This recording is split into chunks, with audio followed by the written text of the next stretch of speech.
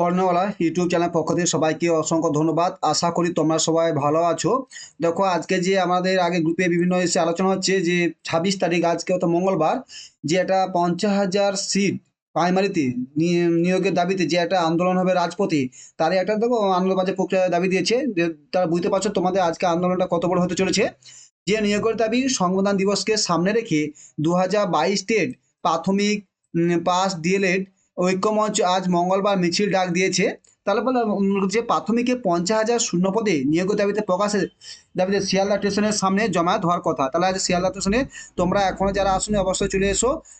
আমাদের এখানে যে আন্দোলন হচ্ছে অবশ্যই যোগ দাও, অনেকে এসেছে এবং তোমরা চলে এসো।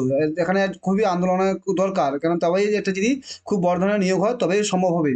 ঠিক আছে, কেন শূন্য পদ অনেক আছে সেখানে।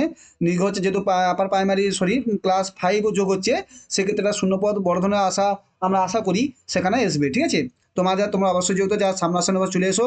দেখো তোমরা খবর পাবে, এটা আনন্দ পত্রিকা দিয়েছে, তাই অবশ্যই এটা খুব বড় ধরনের খবর যে নিয়োগের দাবিতে সংবিধানের সামনে আজ 2022 সালের টেট ডিএলএড ঐক্যমঞ্চ আন্দোলনে সামিল হচ্ছে। থ্যাংক ইউ, এইটুকু খবর ছিল, তাই নিয়ে আশা করি আন্দোলনটা ভালোভাবে সাকসেস হবে এবং সরকার আমাদের দাবিগুলো মেনে নেবে। Thank you. যে চ্যানেলে ভালো লাগে সাবস্ক্রাইব করো, লাইক করো, বন্ধু শেয়ার করো। Thank you.